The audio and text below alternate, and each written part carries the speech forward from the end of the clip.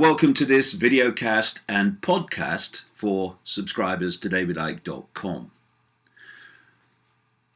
One of the key methods that what I call the system or the program manipulates human perception is to give us the illusion of choice. Because surely if you break down freedom, it comes down to choice, freedom to choose. Freedom to choose, i.e. freedom, is not what the system, the program, wants at all. So to keep us on the desired tram lines, going in the desired direction, it has to give us the impression that we're making choices, while those choices are being fundamentally dictated. I'll give you an example. If you're hungry and I give you the choice between an apple and a cake, I could say to you, there you go, you can make a totally free choice, no pressure, nothing. Do you want the apple or do you want the cake? Free choice. Oh yeah, it's good to be free. I've got a free choice. I'll have the apple.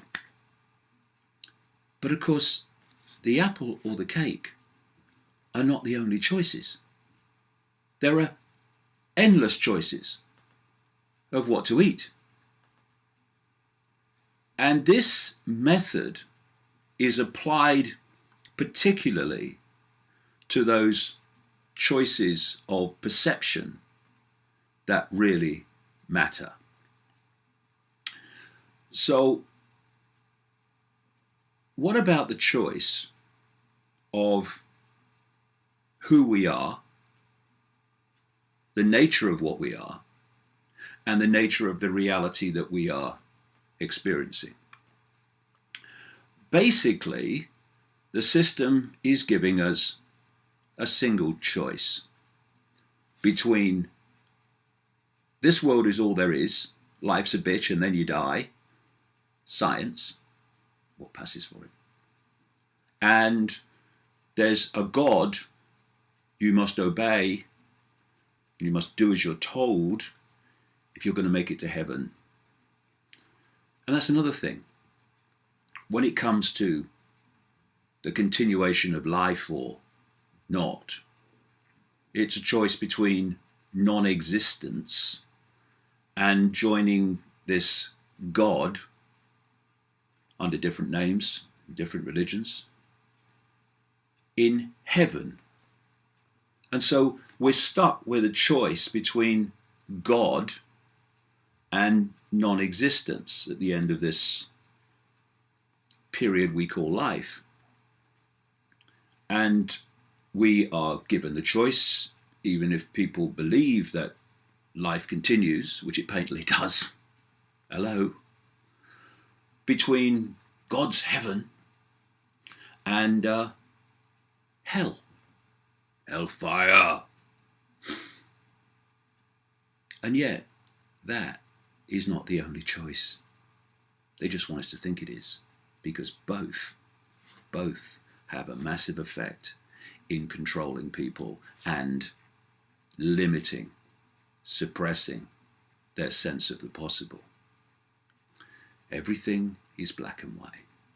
Do you want black? Hellfire. Or do you want white? Heaven. As if that's the only choice. So what we're looking at is religion has hijacked the perception of the afterlife, because overwhelmingly that's on its terms. And what we bravely call science has hijacked non-existence after what we call death. And there are other explanations which you rarely see in the media or in the education system. And I got on this journey, which has taken me through the last quarter of a century, because I started to realize that there were other explanations for life, reality, that were very credible and supportive by the evidence. And so I asked, why aren't these concepts talked about in the schools? Why aren't they talked about in the media? Why isn't science looking at them in the mainstream? And the answer that came back as I progressed with this is that they were being systematically suppressed. And from that, I asked, well, what else is being systematically suppressed? And I walked into this massive panorama of global conspiracy and manipulation that I've been uncovering ever since. These other explanations for the nature of self and the nature of life, the nature of reality, are suppressed because an understanding of them would set us free from the program, set us free from the system and its perception, deception, manipulations. And so they are dismissed as psychobabble, pseudoscience, even though the basis of them is supported fundamentally by what we call quantum physics, which is a branch of mainstream science, that mainstream science has to acknowledge exists, but cracks on as if it doesn't when it comes to its own discipline. So this theme came to me over the last few days when I read an article in a British newspaper which was headed, "In an ever more irreligious age, the number of us who believe in heaven," again, here we go, heaven, Christian heaven, Muslim heaven, religious heaven, as if that's the only thing that can exist, if anything does, after death. That the number of us who believe in heaven is going up. We asked distinguished thinkers, why do even atheists still believe in life after death? And here's the first one, a guy called A.N. Wilson, an author and biographer of Jesus. It must have been a challenge. "We should not be surprised," he said, "that while the number of religious believers seems to have fallen, the number of believers in the afterlife has actually risen." And once again, there's this assumed connection that religious believers have fallen and the number of believers in the afterlife has risen. And that's a kind of what's going on, when actually you don't have to be a religious believer to believe in an afterlife, a continuation of life, in fact. But that's the assumption made. So when non-religious believers believe in an afterlife, it's like this article, it's all about. What's going on? That's strange. It's not strange at all, as I'll come to. So Wilson goes on. Selfishness is at the core of modern culture. We are encouraged to believe that our own feelings should be paramount, that we should nurse grievances, feel sorry for ourselves, pick at old childhood wounds, blame our parents, our schools, our financial circumstances for our misfortunes, but never blame ourselves. Well, there's some truth in that, but then comes the next question: what the heck has that got to do with a belief in the afterlife? We go on. Since all the great religions teach the opposite, Wilson says, that wisdom only comes about through a conquest of selfishness, it is not surprising that our modern culture, fed by psychobabble, there we go, should wish to take leave of religion. religions teach that wisdom only comes about through the conquest of selfishness. Well, maybe here and there they do, but they don't practice it most of the time, do they? Yet, he says, belief in an afterlife is consoling to those narcissists. You've got to be a narcissist to believe in the afterlife if you don't believe in religion. Who cannot imagine a future that does not contain them, preferably for all eternity. Once this is appreciated, you will understand why the me culture would wish to discard all the difficult bits of religion, but hold on to the prize at the end. We do not wish to deny our carnal appetites and to curb our selfishness, but that is not going to stand in the way of our insisting that we will live forever. Must invite him to dinner. Then we got A.C. Grayling, philosopher and master of New College of the Humanities. Belief in an afterlife, he says, arises from several powerful psychological causes.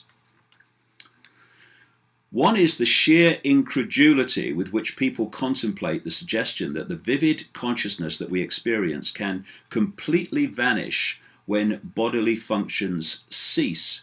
How can the rich array of our thoughts, feelings, memories, and perceptions be extinguished? Well, apparently, according to Grayling, they can. The fact that we have long periods of unconsciousness when we are asleep should remind us that consciousness is not an uninterrupted phenomenon, and its interruptions are evidence that it might well not be a permanent one either. Well, what about all the dreams that we have when we are not consciously awake? And how about our point of attention, our point of experience might move to other levels of reality during sleep, which the conscious mind is not directly experiencing? Another question worth contemplating. Then we've got Colin Blakemore, Professor of Neuroscience. The afterlife, he says. I could never get my head around those Renaissance images of men with wings and weightless thrones floating in fluffy clouds. How did the anti-gravity bit work? It was symbolic, mate. And most worrying of all, what did the lucky people who qualified to get in do all day? What would they talk about? Would there be a decent theatre? And books to read? And remember, it's forever. It all seems so preposterous, even rather frightening, he says. You don't need the fear of God to be a moral person, and you don't need the presence of an intelligent designer to explain the universe. See, human perception, particularly in the program, is so squeezed in terms of its sense of the possible that it perceives life continuing after this reality in other realities on the basis of other realities being like this reality. So the concept is that if life continues, then, well, what about the theatres? Have they got theatres? Have they got books? As if the world that we're experiencing is the only world of possibility. And these people are dictating the official version of reality of mainstream science. We're living in an infinite state of all possibility. This is just one possibility, going to the theatre and reading a book. Anyway, Blakemore says, so why cling to the improbable idea of eternal life? The improbable idea of eternal life. Is there anything more improbable than the way science explains how this universe came into existence through the so-called and illusory, ludicrous Big Bang. This is a definition of the Big Bang. According to the standard Big Bang model, the universe was born during a period of inflation that began about 13.7 billion years ago. Couldn't be more precise, could you? This is the best bit, like a rapidly expanding balloon, it swelled from a size smaller than an electron to nearly its current size, I kid you not, within a tiny fraction of a second. And this guy, Blakemore, says that, or asks the question, why we should cling to the improbable idea of eternal life. It's like the guy called Terence McKenna said, a brilliant quote, "Give us one free miracle and we'll explain the rest." That's the Big Bang. So, also in this article is the view of the Assistant Secretary General of the Muslim Council. And here he says, for many Muslims, this report would be puzzling. Just as in Judaism and Christianity, belief and reliance in God are the central pathway to a successful afterlife. Indeed, while we are promised ample material rewards in heaven, our religious traditions place a greater value on the fact that after life we would be closer to God. That is our ultimate salvation. Who says all that? Somebody that wrote a book once. Same with all these religions. I think, what was that great line that the great American comedian Bill Hicks came up with about religion? Where they're poring over these religious texts and deciding what they mean. I think what God meant to say. I mean, these books were written by human beings, for goodness sake. But no, it's all true. No, there can't be any other alternative. He goes on, I am also struck by the suggestion that increasing feelings of entitlement may be fueling a rise in believing in life after death despite not accepting religion or God. You see again, the equation or the connection between believing in religion and there being an afterlife and believing in the afterlife. You can't believe in one and not accept religion. Crazy, crazy stuff. This is worrying, really. I hadn't felt that. Especially if it leads, as academics suggest, to less spirituality and more individualism. Now, they talk about spirituality. Oh, we must be more spiritual. Here's definitions of spirituality.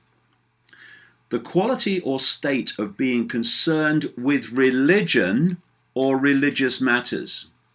The quality or state of being spiritual, which is being concerned with religion or religious matters. Something that in ecclesiastical law belongs to the church or to a cleric. See, they've hijacked spirituality. Sensitivity or attachment to religious values, the quality or state of being spiritual, which is the sensitivity or attachment to religious values, and so it goes on.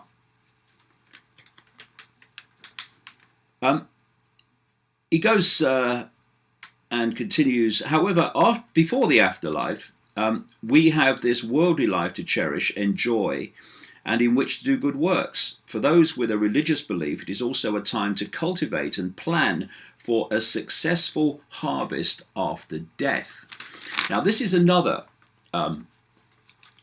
aspect of this whole religion, God thing.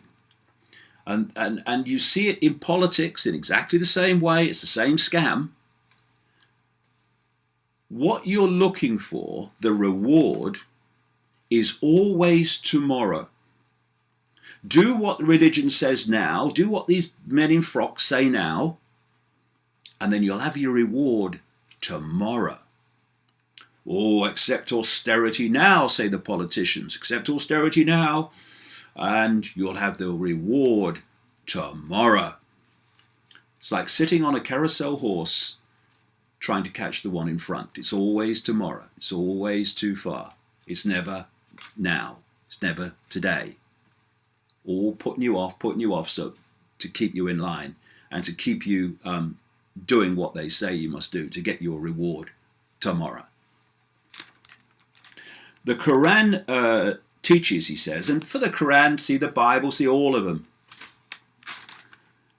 It teaches us how to ask from God, quote, our God, grant us goodness in this world and goodness in the hereafter, and save us from the punishment of the fire. God threatens you with the punishment of the fire if you don't do what he says, because he loves you. I'm always fascinated, he concludes, by how God wants us to first ask for this life and then for the afterlife. Fascinated. Personally, I'm bewildered. I think he says we call this the best of both worlds. I might call it the worst.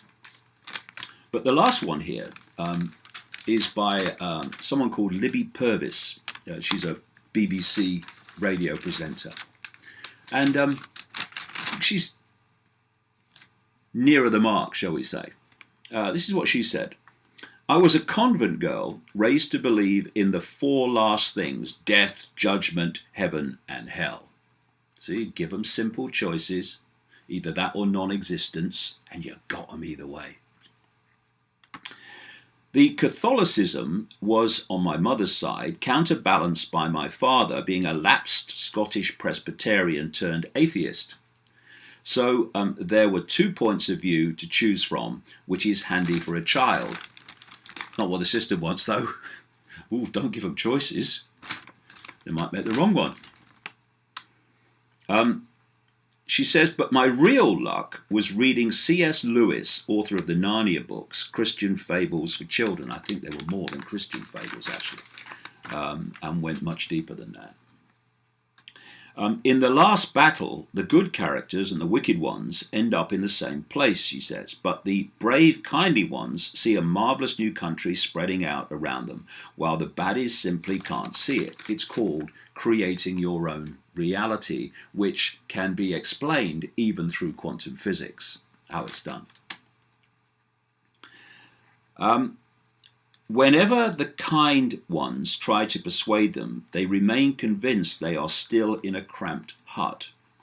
In his adult book, The Great Divorce, Lewis expands on this idea that hell is just the inability to see or appreciate goodness, a clenched, furious habit of selfishness. Heaven and God, being the ultimate good thing, can only be perceived and enjoyed if you have tried to follow goodness. And we come back to creating your own reality. What you give out, you get back. It's called cause and effect on one level of this existence. Today, she says, being older and grumpier, I mainly reflect that there is a curious satisfaction in the fact that we can't know what happens after death. Professor Richard Dawkins, the evolutionary biologist and militant atheist, he's actually a religious figure, Dawkins.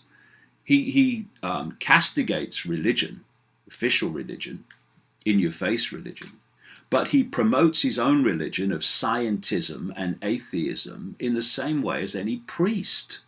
But they can't see that they're mirrors of each other, just having a different name for their religion. One's called science or scientism, the other one's called Islam or Christianity or Hinduism or whatever.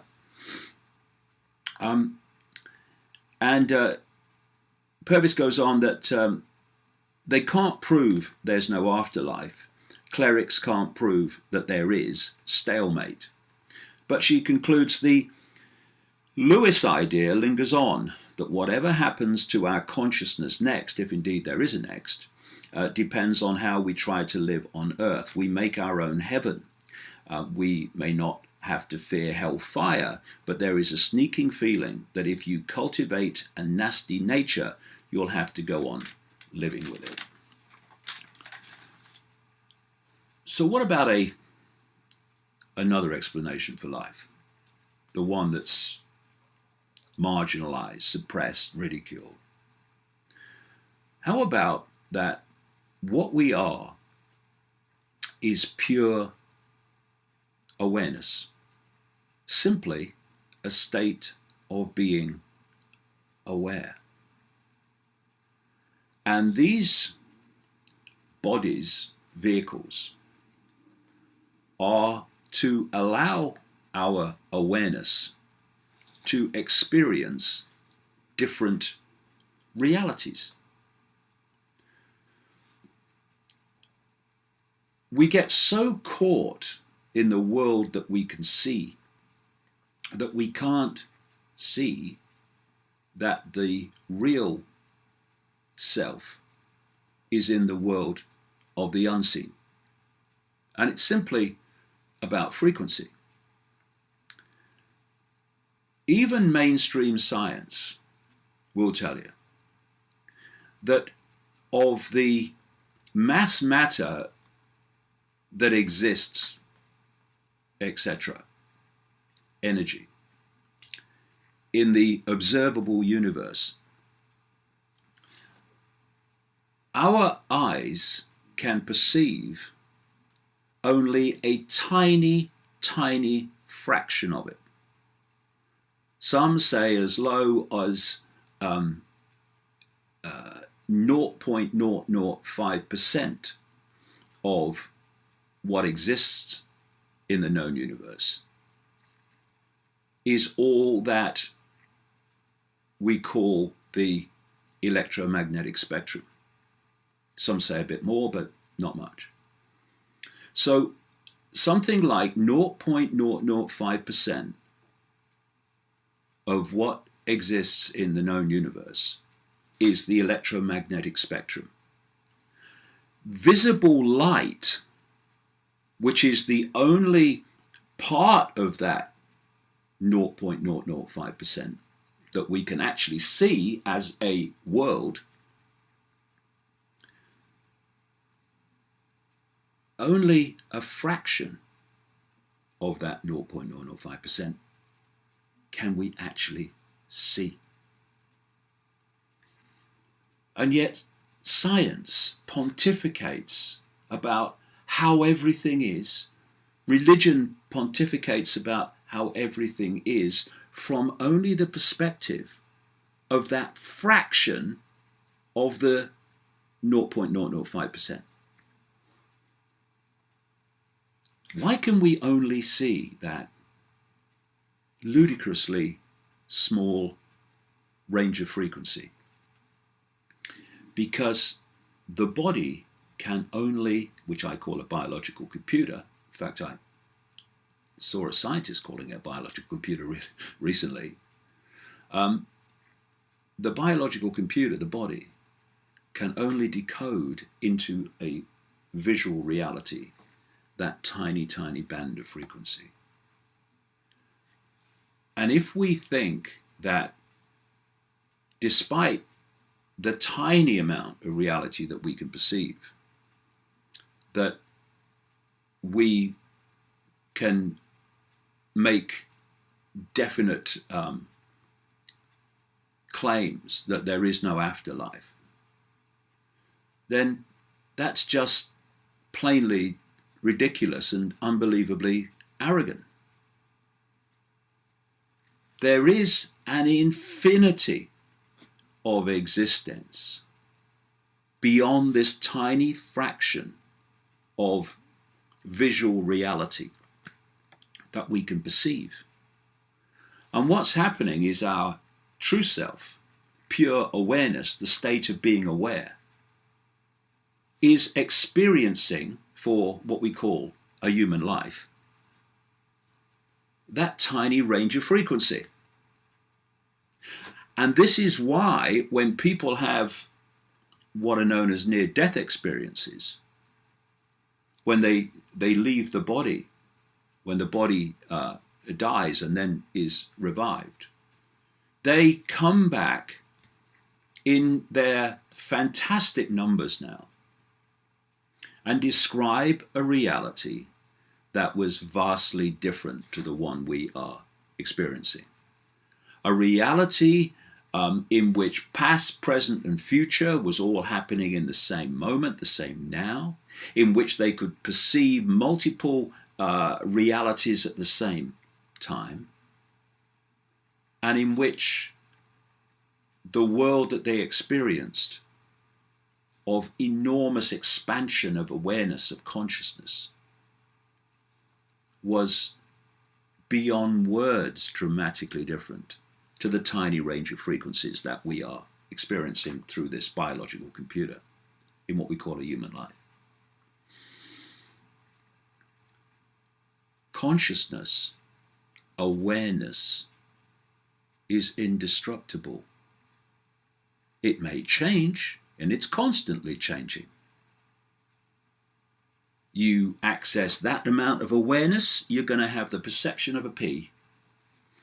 You expand your awareness, you're going to have a massively expanded sense of reality. And what the system wants to do, the program, is focus that attention into the smallest possible limitation so we become easy to control. And that is the basis of why people are offered the "this world is all there is, life's a bitch and then you die" science, "we're just a cosmic accident," or "you've got to do as you're told and behave and do what God wants so that you'll have your reward tomorrow." This is why reality, and I expand on it massively in the books and the talks, this is why the reality that I've very briefly outlined is not taught in the schools, is not seen in the media, is not explored by the main body of mainstream science, because they don't want us to think about that. They don't want us to perceive that we could be infinite awareness having an experience. And in the title of my latest book, the person we think we are, our name, our income bracket, our race, our religion, whatever, is a phantom self, not the real self. And what we call our name, our life story, our race, our religion, our income bracket, is not who we are. It is who our infinite awareness is experiencing. That's all. David Icke is not me. He's an experience for the infinite me currently. And it's the same with everyone else. And so, in terms of the afterlife, there is no afterlife. And there is no before life. There is just life. And death is not the death of us. It's the end of the cycle for the vehicle, the body, the biological computer that has allowed the real us to experience this reality in what, like I say, we call a human life. So, maybe what this article is all about, how come more people are believing in an afterlife, yet at the same time less and less people are believing in religion? Maybe there is an answer to that. Maybe people are becoming more aware of their true self. Maybe it's because of intelligence in seeing the nonsense of the limitations of religion and science. Maybe humanity is starting to awaken from the program or at least those who've rejected religion, rejected science, but still believe in the afterlife, or the continuation of life, as I would put it. But you rarely see that discussed in articles like that. Why? We must be in the program, or they can't control us. 'Twas always so.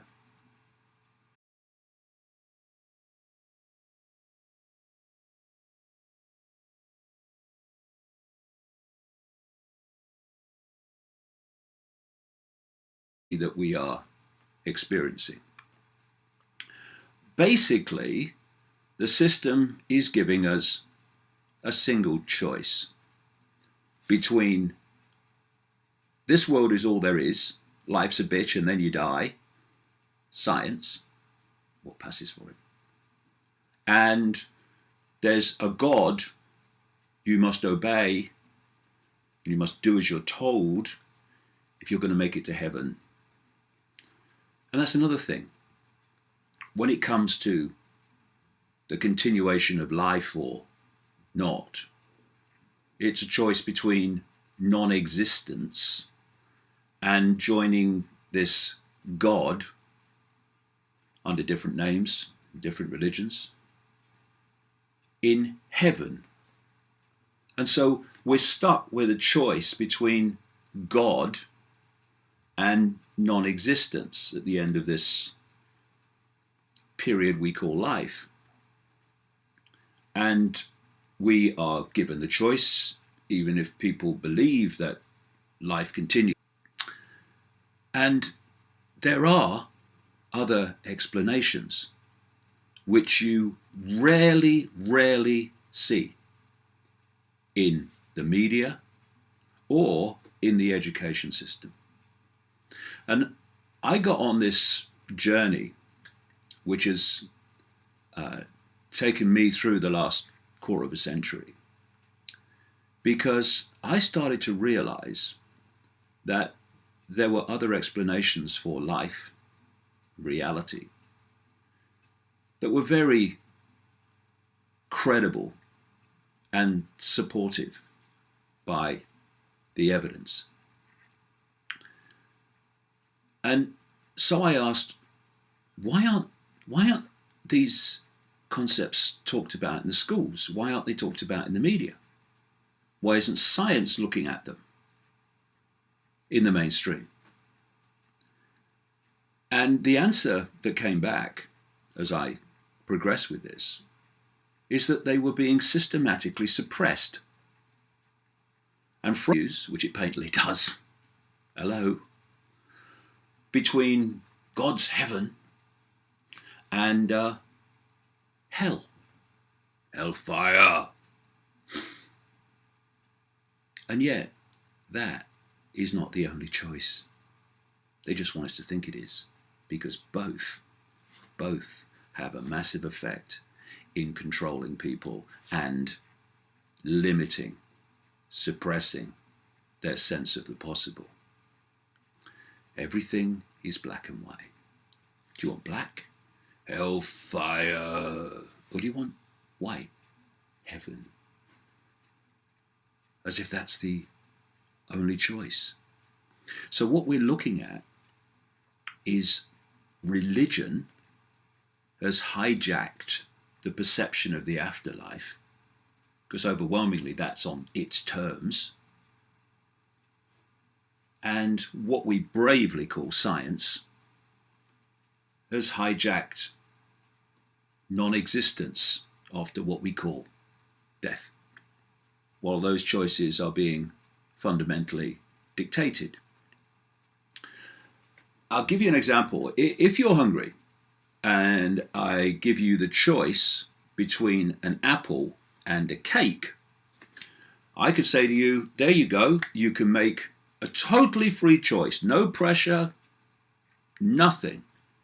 Do you want the apple or do you want the cake? Free choice. Oh yeah, it's good to be free, I've got a free choice. I'll have the apple. But of course, the apple or the cake are not the only choices. There are endless choices of what to eat. And this method is applied particularly to those choices of perception that really matter. So, what about the choice of who we are, the nature of what we are, and the nature of the reality?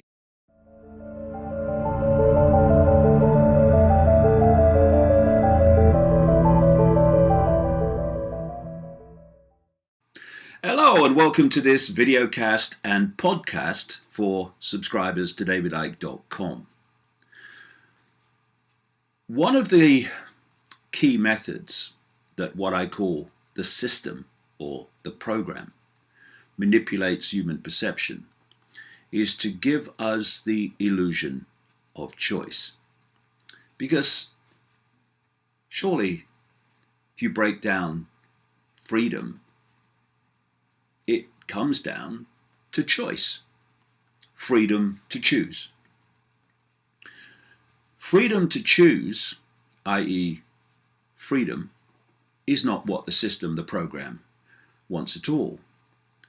So to keep us on the desired tram lines, going in the desired direction, it has to give us the impression that we're making choices